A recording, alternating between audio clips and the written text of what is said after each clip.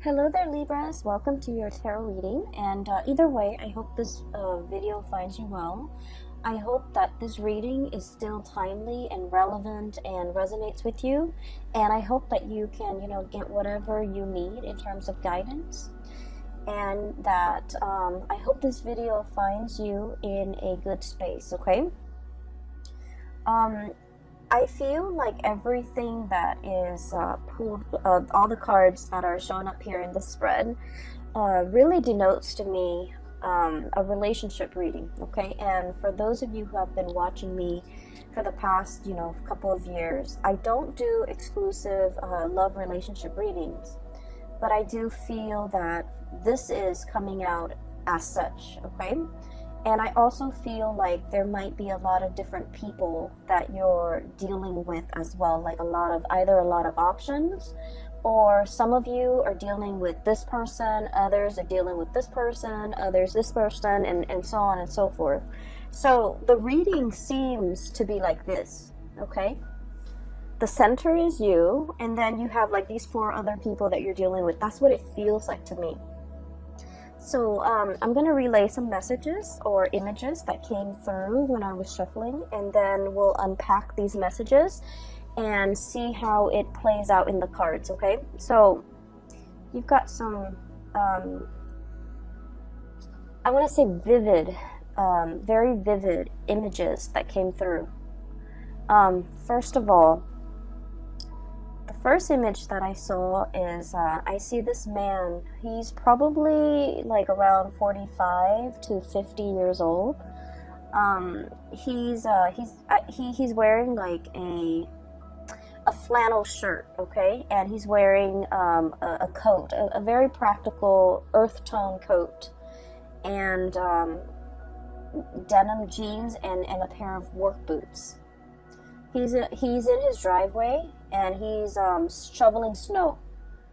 So he's shoveling snow, and it's it's not fun work. It's heavy duty labor, but there's a lot of snow piled up in front of his truck, and he's trying to take his truck somewhere.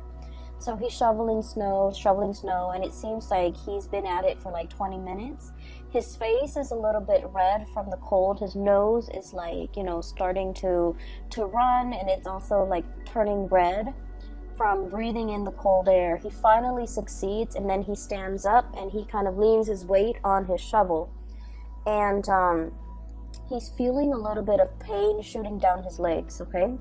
And I feel like this might be the right side, like the right leg, around the hip area. So I'm thinking something similar to like sciatica, or just something like I don't feel like it's a pulled muscle. I feel like it's a pre-existing spot, okay? So then he puts away the shovel. He's finally able to clear the driveway so that he can move his truck. He gets into his truck, and then he drives to this little diner. So through this, I guess, like moving picture, I feel like he's just going through the motions, okay? Going through the motions. It's cold, it's snowing, and he's just, trying to get someplace warm. He goes to this diner where he goes every day to have his breakfast. And so he sits down at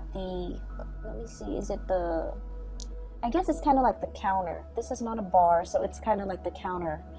And he gets his coffee, he gets his, eggs and whatever. Eggs and bacon and whatever, like a hard, sturdy man like him would get for breakfast, and straight black coffee. And there's a woman behind the counter. So it seems as if he goes to this diner a lot because the woman's there, inadvertently, because she makes good coffee, because she's also quite attractive. And I also feel like she's significantly younger than him, okay? By significantly younger, I would say 10 years or more younger than this man, okay? She's pretty, and she's young, and she's really just bubbly, and she's like everything that you could hope for, when you have a gray day and she's serving you food, okay? So she's behind the counter, and she was just like, I saw you kind of limping when you walked up in here. What's going on? And then he touches the side of his hips, like on the right side. He's all like, oh, it's a pre-existing condition, okay? So that's what he says. And then I kind of hear his thoughts where he's thinking like the cold triggers it, or it's every time around this, every year around this time, it bothers me. So he's thinking that. He doesn't tell her, but he's thinking that. She serves him his food, and he's looking at her kind of like doing her thing behind the counter. And I feel like he's thinking as well to himself that, you know, if I were younger, I would love to have a woman like that by my side, okay? He's not thinking anything inappropriate. He's just thinking that she's a very lovely lady. She's pretty, she's nice, she's kind, and she seems very observant. So he's thinking that, but he doesn't let his feelings show. So this is a man who's got a very, very rough exterior. He's probably like a blue collar, you know, day laborer. Not that there's anything wrong with that. I just feel like, you know, he's somebody that fixes things. He's somebody that uses his hands and uses a lot of force with his job, right? So you don't see the tenderness or the softness in him, but his thoughts are very soft and tender. You don't see it on the exterior of this man, but I feel like, you know, he's got a good heart, okay? He's an honest, hardworking, good man. And the scene cuts out. So what I was seeing here is, I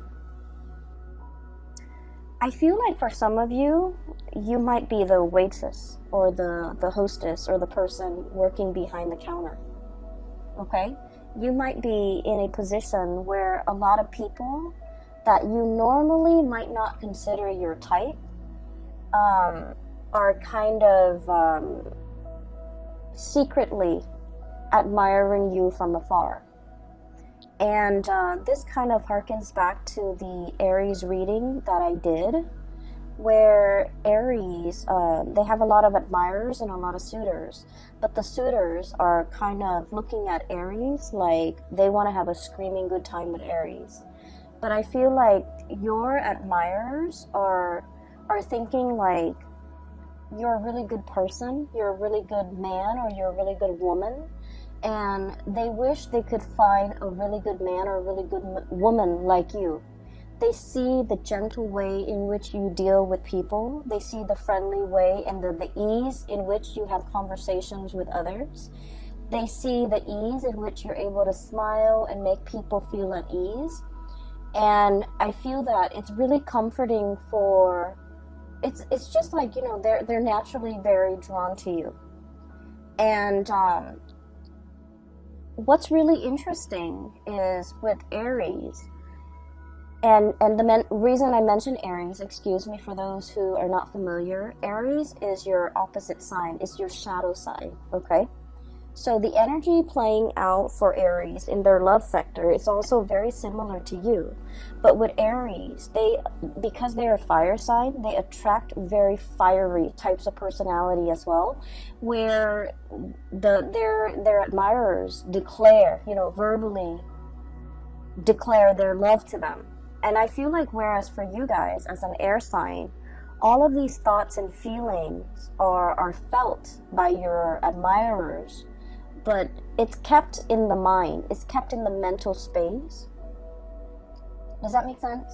I hope that makes sense. And I just feel like if you find yourself in a situation where somebody keeps crossing paths with you, I don't think it's an accident. I think that they're purposely,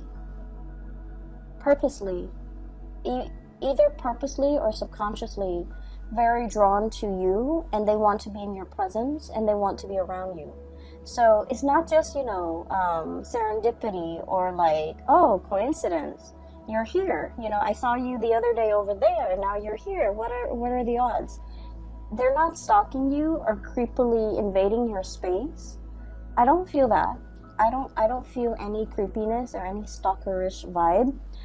I feel like subconsciously they're very drawn to your warmth. And funnily enough, I did the reading for Aquarius and Gemini, and in one of those readings, your fellow air signs, I mentioned that somebody was very drawn to your warmth. So for whatever reason, you know, air signs are not typically like considered warm. No offense, we're not considered warm. We're considered friendly and easy, and you know, easy to talk to, but not super warm the way that a water sign would be. But for some reason, I mentioned, I think it was the Aquarius reading, that people find them very warm. So there's something happening in the month of December. It's bringing out your caring, nurturing, warm side, and it's making it very visible. But I digress. Either way, I'm going back to this image, and there's another message that came through, so let me relay that before I forget. This man is a habitual like patron of this diner, okay? So he might have started going there before the waitress or the hostess works there. Or he might have started going, so I don't know the ins and outs of that. But I just feel like he props himself right by the counter under the guise of, you know, it being convenient because he's there by himself. But because he enjoys chatting with and looking at this woman. And so I feel like, you know, it's not a coincidence. If you keep seeing somebody mulling around or in your vicinity, or like you constantly run into them, I feel that they're energetically thinking about you and drawn to you and admiring you. And I also feel like they're definitely interested, but the way in which they show their affection, they might be a little bit rough around the edges. They might not feel like they're good enough for you, or they might not feel like they're your type, okay? They might not feel like they might not feel like the feelings are mutual from your end, and so they never say anything, okay? So that's just what I saw first. So for those who are single, you know, give people a chance, because I'm seeing here there might be a really good man or a very good woman in your environment that would be a very suitable relationship partner for you. Not only that, for those of you who are looking for like a serious partner, somebody you want to spend the rest of your life with, I feel like there's somebody here that wants to go the distance, you know? They'd rather be single than be in the wrong relationship, right? So it's not someone who's desperate for a relationship. They know themselves. They know what works for them. So they'd rather be with you rather than, you know, just date around and be in bad relationships. So I feel, in a way, this person might have entered your radar, but might have not caught your attention because they might not have felt like, you know, that they're your type. And you might have like a working relationship with them where you just never thought it was possible that there might have been romantic feelings or romantic thoughts or, you know, inclination from their end to want to date you. So I feel like it's like I don't want to say a misconnection because, you know, the person's always there, but I feel like, you know, the feelings are never talked about, okay? So there's a really good man or a really good woman in your midst. And so, you know, keep your eyes out if you're single, okay? So, having said that, let's talk about these 4 characters. First of all, for those of you who okay, so let me try to remember that image that I saw here. Okay, there's a message here. Something it's like he said, and the words that he said really resonated. Like, every year around this time, it bothers me, okay? So he's talking about like a physical discomfort. But I feel like for many of you, it's not just a physical discomfort. It's something that gets triggered every now and then, every holiday season, every time of the year, or even, you know, every change in weather, okay? So we're in the month of December. It is the winter time in the northern hemisphere. So I feel like something is being triggered either seasonally, climatically. Maybe it's the holiday season and we're being triggered by our parents. But I feel like it's a situation where it's uncomfortable physically, and then it becomes uncomfortable kind of emotionally. Okay? And so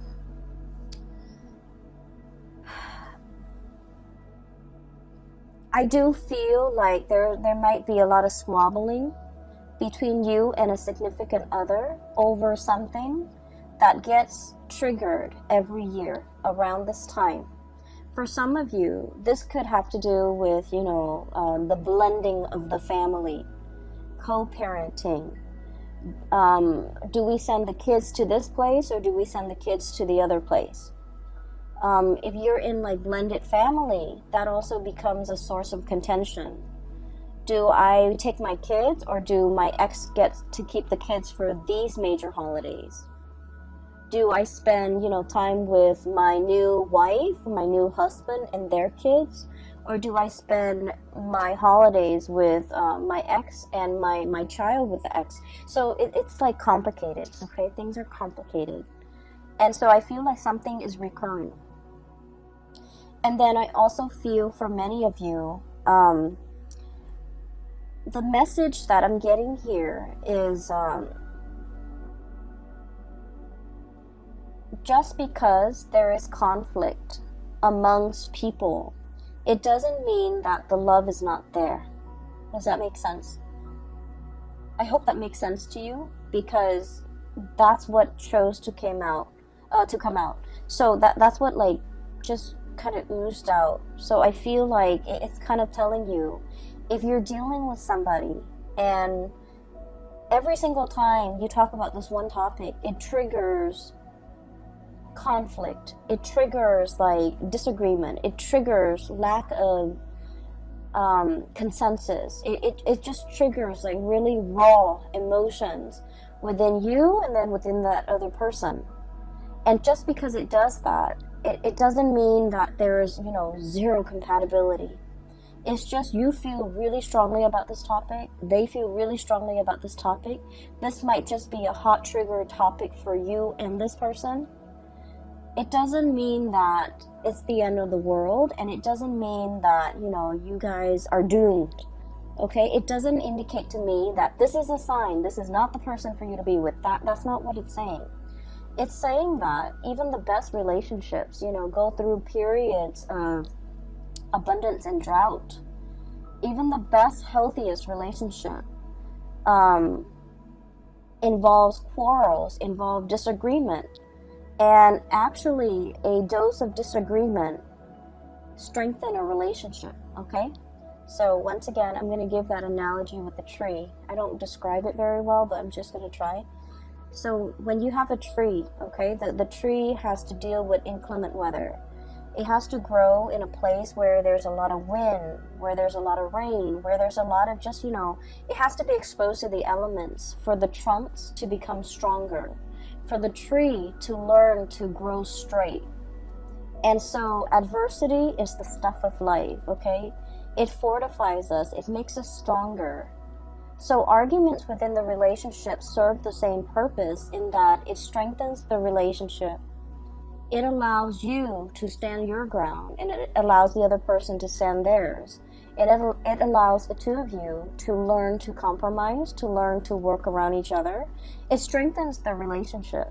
So every relationship requires a healthy dose of arguments, disagreements. Okay? And the reason why I say this is we have the Five of Swords, which is bickering. So you see this card, there are 3 chickens, and it's clucking. You know how when the chickens just cluck? It's very irritating, it's very annoying. And at the end of the day, it's just clucks, just noise. No one is really hearing one another. But it's joined up here with the Two of Cups. And this is a reminder for us this holiday season when we're dealing with like a lot of people, when we're dealing with coworkers, office parties,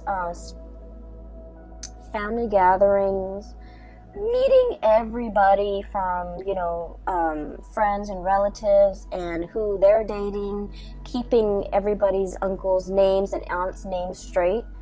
We're in this environment where we're not gonna get along. And I keep hearing this as well. The topics of politics and religion will come up. And, it's such a hot trigger topic nowadays. So we're not always gonna get along. But we don't have to get along. With this Two of Cups here, it's a gentle reminder for us that, we're not human unless we have strong opinions about things, right? Unless we can think for ourselves, and unless we know what we believe in and what we don't believe in, what is total rubbish. And so it's really telling you to pick your battles, because the Five of Swords is mindless bickering, whereas the Two of Cups is about camaraderie. It's about calmness and tranquility and compatibility. So pick your battles, but at the same time, a healthy dose of conflict, if we don't take it personally, is very good for fostering solid, strong relationships. And, Libras, you guys are the gentlest signs of the zodiac.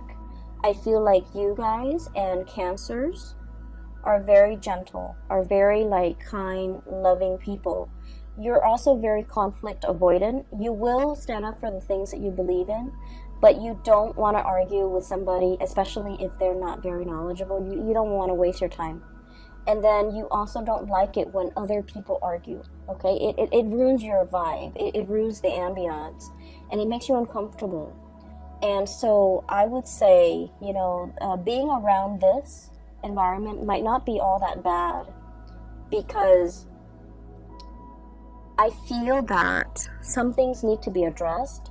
Some things need to be kind of brought to the surface and talked about, so that we can fortify our relationships, okay? It's sort of like with family members. It's a love-hate relationship, right? We get, you can't live with them, can't live without them. There's a lot of conflict, there's a lot of bickering. They know how to push your buttons, but at the same time, there's, unconditionally, there's a lot of love. So it's one of those situations where take the good with the bad. That's life, pretty much, okay? So there's this person here where, you can't get along, but it doesn't diminish the love, okay? And then I have another person here that is very loving, very attractive, very beautiful. And it's showing up here as the Empress. This is somebody with children. This is somebody you might have children with. And we have the Ace of Pentacles. And the Ace of Pentacles is possibly like the beginning of something. So for some of you, you might be contemplating, going after somebody that you're really interested in. You might not have children, they might have children, and so you're kind of slowing your buying your time, or pondering, and if this is a good thing to get involved in. Give me just 1 second. Sorry about that. So I was talking about this person right here, and I feel like they have a really good heart. So it's showing up as the Empress. This is the caretaker, the nurturer, the giver. This is someone who's also very attractive. They're beautiful or handsome. They take good care of themselves, not in a vain, way, but they're very presentable, okay? And I also feel like they're very good with animals. They're very good with children. When people are good to animals and are good to children, they're just a good person, okay? So I feel like you and this person might be on the verge of either tying the knot, taking a relationship, somebody asking somebody, approaching someone to ask. They could be approaching you, you could be approaching them for hey, do you want to go out for dinner? I'm interested in you. So there's some type of an offer coming through with this person here. And then I also feel like, you might be single without children. They might have children. You might have children. They might be single without kids. There is definitely an age difference, okay? So I'm seeing this could be, that hostess at the diner. You might be a little bit older, and you're interested in her. or him, or the other person, one person is older than the other, so there's an age difference here that I'm sensing. And I feel like it is a very good match. And I feel that, you know, if you're the one without the children, their children are very well behaved, and they will embrace you like family. They will treat you like family. They will, you know, invite you into the fold. Okay, so I feel like there's a potential here for a really good relationship. I also feel as well, these two characters can be enmeshed or can be the same person. But just because there are occasional conflicts, and just because you can't get over this one thing, it doesn't diminish the love in this situation in any way. All right? I feel like some of you are thinking about, you know, traveling, spending like a large amount of money traveling as a unit, traveling as a family. So you're possibly saving up, like measuring out your coins, measuring out your pentacles, saving up so that it's like you've been planning this and you want to do like an extravagant getaway. And I also feel like you might be doing this with your whole family, with siblings, brothers, sisters, mom, dad, grandparents even. Like it's an extravagant type of a trip, a get-together, a getaway. And I feel that it's going to be picture perfect, okay? I have here the Ten of Pentacles, generational wealth. It's resting on top of the Justice card. So I feel like, you know, generosity, everything will be balanced out if there has been squabbling. And, you know, at the end of the night, when everyone's a little bit tipsy from the food and the wine and the drinks, and everyone takes that family photo, it's going to come out great. So I see a lot of togetherness, a lot of, you know, camaraderie, and just a tremendous amount of love here coming through from this spread. That indicates to me, you know, no matter what, it's going to be fine. And so, what I also feel as well, when I saw that man kind of talking about, you know, every time around every year around this time, it bothers me. I'm getting an image of snow, okay, like the cold, the snow. It could even be the month of December. Something happened last year around the month of December where somebody exited the picture. I feel like somebody exited the picture. And then this month in December, I feel like they might have also exited the picture, and you're missing this person. For some of you, this could be a fire sign, a Sagittarius, an Aries, or a Leo. We have the King of Pentacles. I'm sorry, the King of Wands. So this is the fire sign. Sagittarius, Aries, or Leo, and the Five of Pentacles. Leaving the picture, left out in the cold, there might not have been a lot of communication between you and this person. You're looking at them, thinking and wondering what they're up to. They're thinking and wondering about you, what you're up to.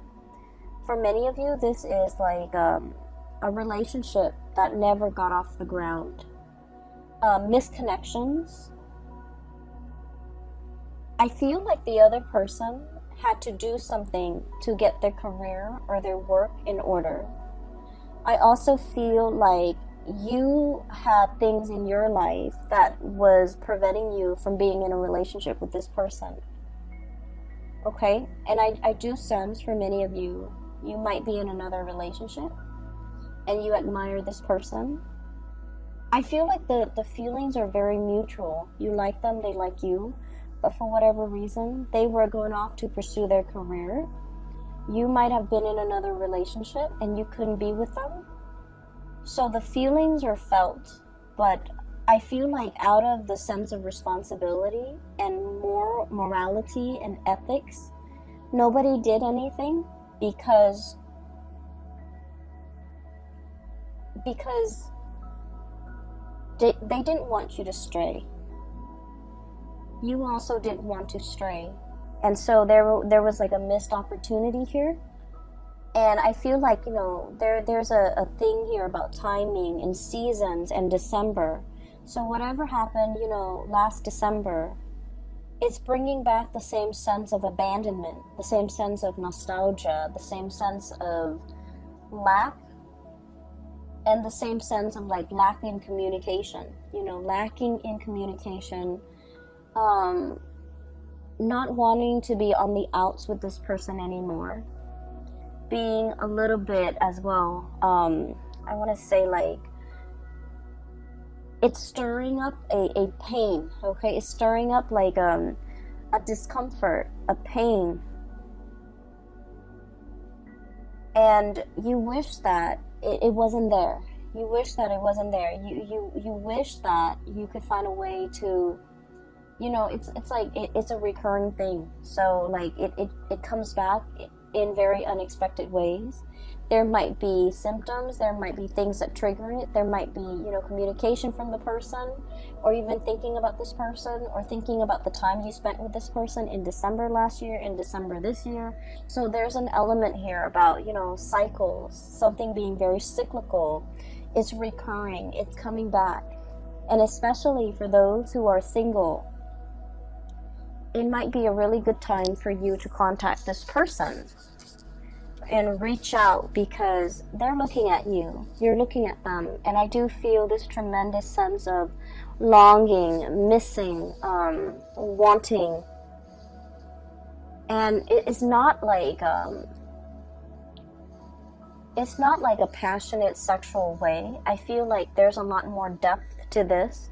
It's an emotional connection, okay, where like in their presence you feel whole. You feel like you're on top of the world. And so if you're single and if you want to reach out, it is a really good time for you to reach out, because I feel like they're looking at you and they're wondering what you're up to. And so a hello would go a long way, okay? I'm also feeling as well, for some of you, you might be in a relationship, or somebody might be in a relationship and they're admiring you. They're not doing anything about it, but there's also this tremendous sense of passion. Ace of Wands, okay? New beginnings, a newness, like a spark. Just imagine you're in like a dark cave and you can't see what's ahead. You can't see what's behind you. It's dark. It's a little bit damp. You're not able to perceive like where you're going. And then all of a sudden there's a match, and then a spark, and then a torch, okay? And it brings light and it brings visibility to this dank and dark cave. That's what this card represents. It's like, I once was lost and now I can find my way. Now I can see. That's what it feels like to me, because there's a spark of passion here that somebody is coming in, igniting in your life, or you are coming in igniting this spark in somebody else's life. And once we have been ignited, you know, matches are like single use, right? So it denotes to me this is like a once in a lifetime, or this is like something that is very extraordinary, something that is very unique, something that comes once in a lifetime, something that brings us, you know, into a new sense of being. And so I feel like the presence that you have in somebody's life, whether or not you are aware of it, it is very transformative. And keep in mind, it is single use, so it's like they can't find another one like you. You can't find another one like them. And without this person's presence in the picture, life is just not the same. And so if you're dealing with this energy and you're not really sure what you should do, I would say, you know, the month of December is about closure.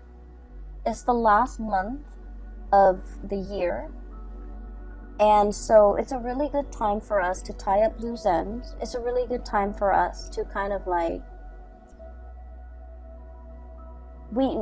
so it's like you're hitting the end, right? So you can't really procrastinate anymore. So it would benefit everybody, I feel. Wrap up loose ends, say what needs to be said. Don't carry the energy into the next year. Don't carry the regrets. Don't carry the, I wish I could have reached out. I wish, we could have been communicating. I wish I could spend the holidays with this person. I wish I could see this person. We don't want any of that lingering into the new year, the 2020 time frame. So there's a lot of opportunities here, and there's just like undercurrent.